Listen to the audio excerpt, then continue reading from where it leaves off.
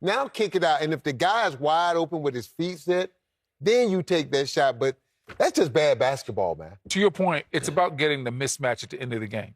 So if you're D'Angelo Russell, in that situation, I'm running a screen, but I'm running it with Austin Reaves. Yes. Because the Lakers will always give into the switch. Yep. You run the pick and roll with Austin Reaves. I think Austin Reaves guarded Nick Claxton. So now you get that switch.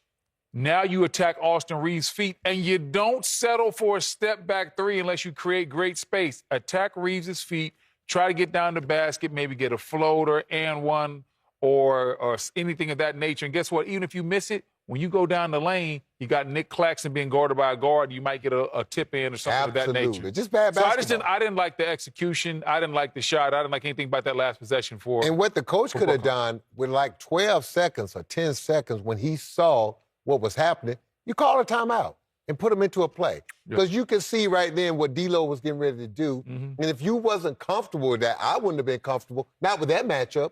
Now you call a timeout with 10 or 9 seconds. Now you can get a favorable matchup and get the type of opportunity you want. But that's just bad basketball, man. All right, here it is one more time. So there's 17 seconds on the shot clock. Okay, so right now you got Austin Reaves guarding Claxton. Yep. If you're D-Lo, you got to call him over. Hey, you set this. They're going to switch. You want that pick and roll with Claxton. I'm calling a timeout right now. Exactly. Because I don't have, look where I'm at. I'm at half court with a live dribble with 8 seconds to go. I'm calling timeout because I already know it's D-Lo. He's not super quick or fast. So he's not, in that amount of time, he's not going to get downhill and get into the paint. So I already know as a coach, because I coach him, he's trying to work his way to take a tough shot. I'm going to call a timeout, and I still may run the play for him, but I'm going to run something different. I'm not going to take a step back, fadeaway three contested. Lakers now 4 games over 500. Brennan, at this juncture in the season, we're almost halfway through. What do you assess of the Lakers' season so far? I think the Lakers have been solid. I didn't come into the season thinking that this was going to be a championship-level team. No. So there were some people, because they saw LeBron and AD in the Olympics, and they thought, well, they're going to be able to take that and go right back into the NBA season. And, I was like, nah, looking at this roster, there are some things that needed to be adjusted that didn't get tended to in the offseason. It's very hard trying to win when your best player or one of your top 2 players is 40 years old and you have to lean on him as heavily as they do LeBron James. I think the Lakers are a solid team. I just don't see them as a championship-level team. Playing. For the last 3 years, the Lakers are the same caliber team. They just haven't been able to make that jump. And to me, the Lakers' whole success lies on their defense. Remember now, when the Lakers were really good, when they won the championship in the bubble, their defense was unbelievable. And now you look at every year since then, they've taken a step back defensively. And now when you look at this team, they can win some games, but they're not good enough or deep enough to really scare anybody in the Western Conference. They can't beat Denver. They can't beat OKC. They can't beat Minnesota. They can't beat Houston in a 7-game series. They just can't. Yeah, I mean, you say that, and I look at the standings right now. Lakers at 6, and the Mavs, who've been playing without Luka and Kyrie, right beneath them at 7th. But then it's the Minnesota Timberwolves. It's almost like we keep waiting for them to make that run. They haven't done that this season yet. They are right there behind the Lakers as well. So you like those teams to catch them and push the Lakers out of the 6th spot. Younger, deeper, more athletic. Yeah, especially Dallas. We know how good Dallas can be once they get Kyrie back consistently and they get Luka. And this is a good look. Brendan knows this. When your 2 best players miss a lot of time, but you know they're coming back, it gives the other guys a chance to just get their game tight. And more importantly, it gives Jason Kidd more confidence in that bench now because he's seen these guys play 30, 40 games, and they won games. So now he knows come playoff time, he knows exactly how deep he can go into that bench, and a lot of coaches don't have that comfort. You know what we do on this show? We are always on Wimby Watch. Brendan, they probably should because they're in the worst place. They just in the middle, man. Brandon Miller has suffered a torn ligament in his right wrist. We saw him on the floor. We know Brandon Miller has missed 11 games this season. The Hornets lottery pick from last year, all rookie selection last year as well. And Joel Embiid, who has missed 26 games so far this season, out at least 7 to 10 more days with knee swelling. He had a sprained foot before that. And Sam, there's a plethora of injuries with Embiid this season.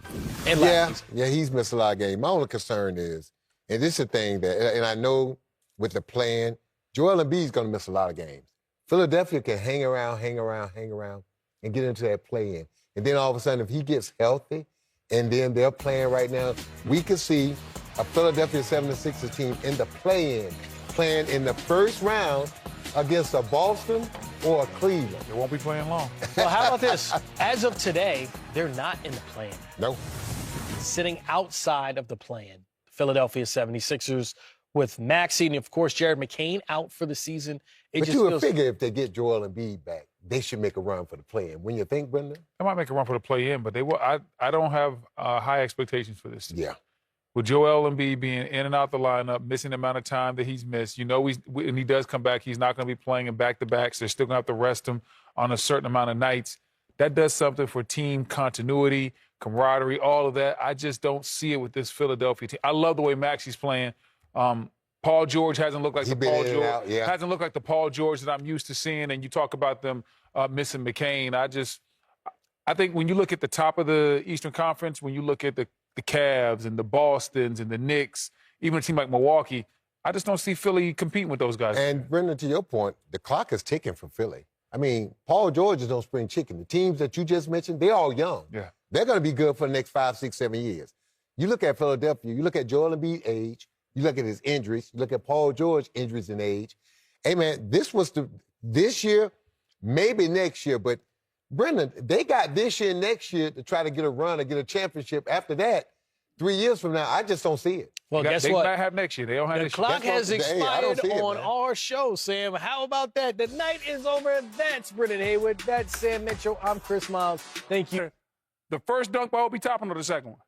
I'm going to say the first one. The first one? First one. Okay, all right. The defense is there. The defense was there. Well, no, it tried to be there. But I say Rudy Gobert was the best. You thought Rudy Gobert was yeah, good? left hand. We got a play that could be the House of Haywood next week. It's the State Farm assist of the night. You ready for it? I'm ready. The Joker playing his best cards, and he's got the aces in. Aaron Gordon, over the head. Watch the head. Whoa. This pass is absolutely filthy. And I tell you what, look where Aaron Gordon took off from. Sometimes I dream that he is me. Look at you. Oh my goodness. We harmonizing here. I see it. I see your boy. I see your boy made a good business decision too. Got right out of Gordon's way. Get out the way. Hey, how about this? I be Jokic, you be Aaron Gordon. You ready? Come on, Sam. Nah, Come on, man. Sam. Here we go. Sam, don't fall for that, man. Hold up. Sam, don't fall for that. I don't want. Hey, listen, Sam, stop it. I don't want you to hurt your hip out here. I don't want no. Coach ain't jumping up there. I don't want no problems. We don't want no problems out here, man. Last time I touched the rim, my nose started bleeding. No. Stop. It's too high. Stop. Don't jump like that no more. All right, Victor Wembanyama returns home on Thursday to play in Paris against. Các bạn, mình lại quay lại đây. Video ngày hôm nay mình sẽ tô màu những sản phẩm này đây. Các bạn hãy xem thật kỹ nha. Đây là những sản phẩm mình chưa tô. Những sản phẩm mà mình tô màu xong thì chắc chắn nó sẽ rất là đẹp. Tại vì mình có hộp sam màu này này.